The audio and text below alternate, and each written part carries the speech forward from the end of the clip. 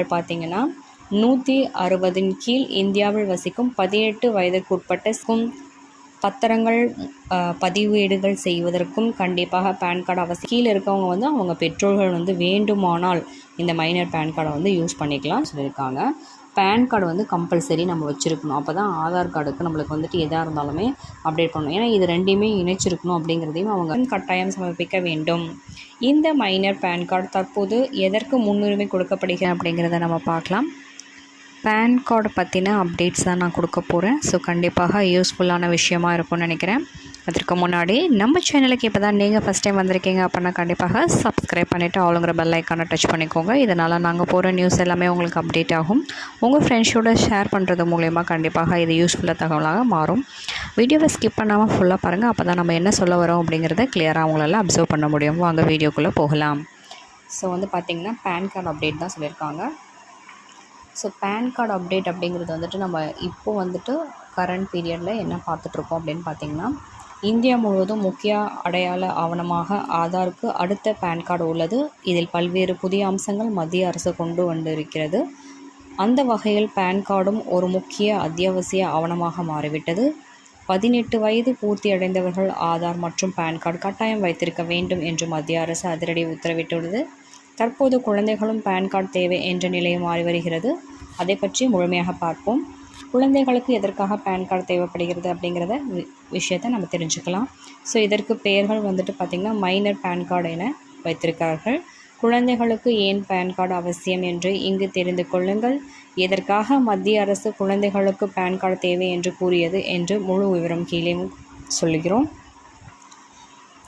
Pan card அவசியம். Pan card என்பது இந்திய குடிமகனாக இருப்பதற்கு அடையாள அட்டை.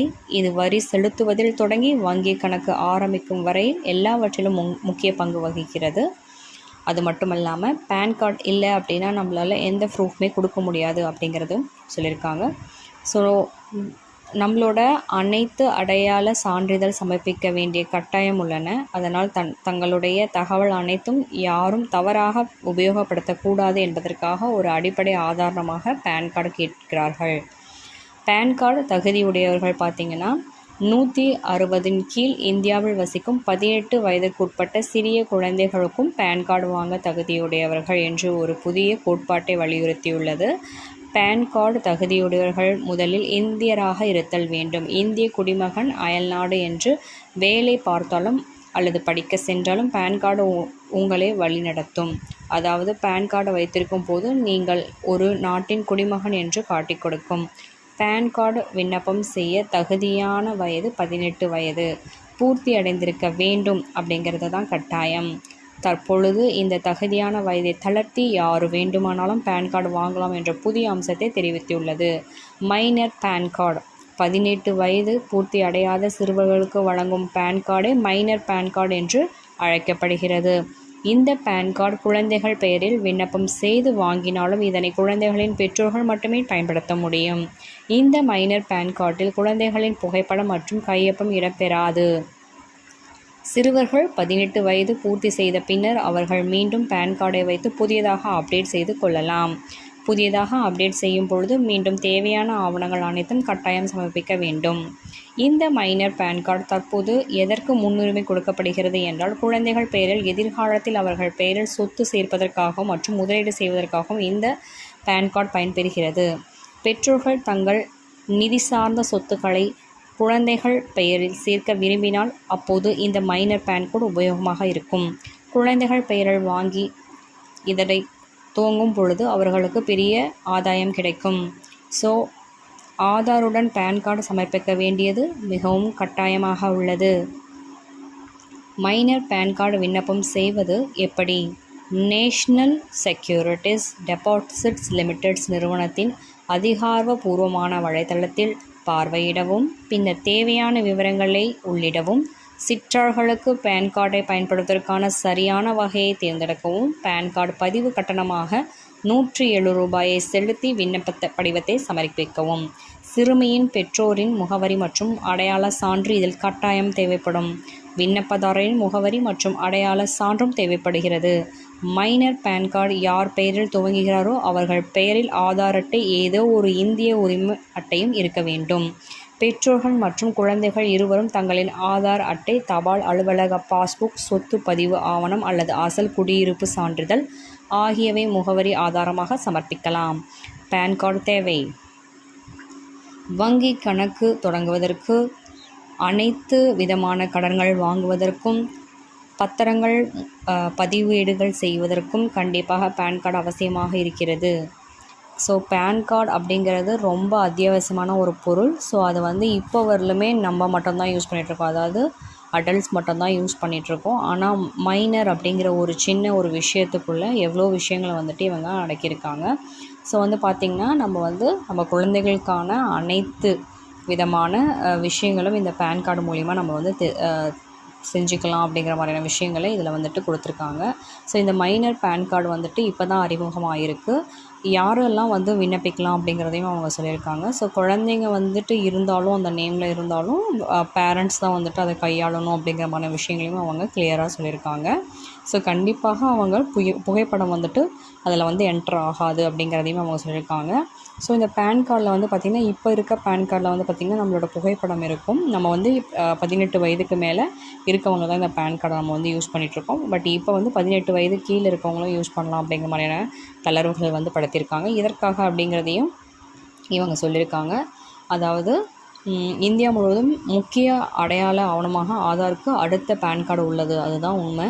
ஸோ குழந்தைகளாக இருக்கட்டும், பெரியவர்களாக இருக்கட்டும், மத்திய அரசு கட்டாயமாக படுத்தி இருக்கின்ற இந்த பேன் கார்டு அவசியம் அப்படிங்கிறதையும் அவங்க தெளிவுபடுத்தியிருக்காங்க. 18 வயது அடைந்தவர்கள் கம்பல்சரி வச்சுருக்கணும். 18 கீழே இருக்கவங்க அவங்க பெற்றோர்கள் வேண்டுமானால் இந்த மைனர் பேன் கார்டை யூஸ் பண்ணிக்கலாம். அதுவுமே ரொம்பவே எளிமையான முறையிலையும் சொல்லியிருக்காங்க. ஆன்லைன் அப்ளிகேஷன் தான். ஸோ ஜஸ்ட்டு நீங்கள் ஃபார்ம் ஃபில் பண்ணுற மாதிரியான விஷயங்கள் இருக்கும். ஆனால் கண்டிப்பாக இதற்கு நிறைய ஆவணங்கள் சொல்லியிருக்காங்க.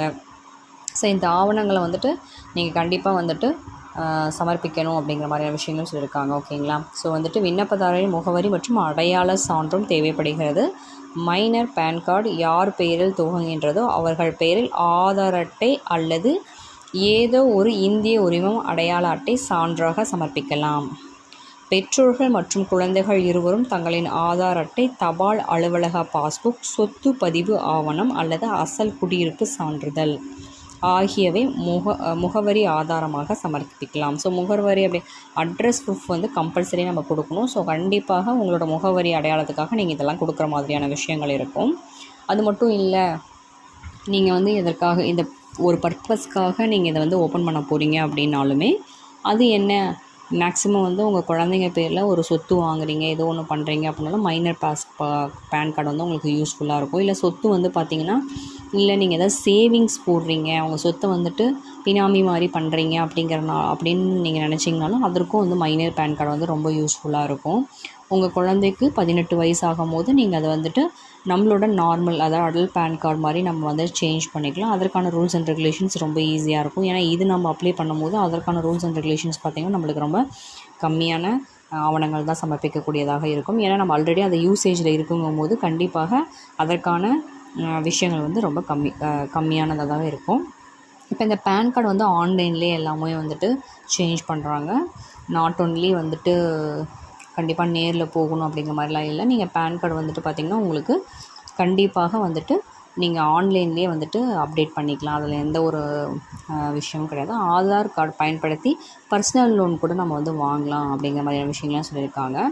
பேன் கார்டு கம்பல்சரி நம்ம வச்சுருக்கணும். அப்போ தான் ஆதார் கார்டுக்கு நம்மளுக்கு எதாக இருந்தாலுமே அப்டேட் பண்ணணும். ஏன்னா இது ரெண்டையுமே இணைச்சிருக்கணும் அப்படிங்கிறதையும் அவங்க மென்ஷன் பண்ணியிருக்காங்க. ஸோ ஒவ்வொரு விஷயமே நம்ம இணைக்கும் போது இதில் எந்த ஒரு குளறுபடியும் நடக்காது அப்படிங்கிறத அவங்க மென்ஷன் பண்ணுறாங்க. ஸோ கண்டிப்பாக QR கோடு இருக்கும். ஓகேங்களா? QR கோடு இருக்கும். ஸோ எல்லாமே அப்டேட் ஆகும். நீங்கள் லேண்டு வாங்குறீங்க, இல்லை நீங்கள் என்னென்ன ப்ராப்பர்ட்டிஸ் வச்சுருக்கீங்க அப்படிங்கிற எல்லா டீட்டெயில்ஸுமே உங்களோட ஆதாரில் இருக்கும். ஸோ ஆதாரோடு நீங்கள் பேனை லிங்க் பண்ணும்போது நீங்கள் ஆட்டோமேட்டிக்காக அடுத்தது ஒன்று வாங்க போகிறீங்க அப்படின்னா இதில் எந்த ஒரு பிரச்சனையும் இல்லாமல் நீங்கள் பர்ஃபெக்டாக அடுத்த மூமெண்ட் இருக்கும் அப்படிங்கிறதுக்காக கண்டிப்பாக ஆதாருமே நீங்கள் ஆதார் பேன் எல்லாமே நீங்கள் லிங்க் பண்ணணும் அப்படிங்கிற மாதிரியான விஷயங்களை சொல்லியிருக்காங்க. இந்த பேன் கார்டு மைனர் பேன் கார்டுமே அதே மாதிரி தான்.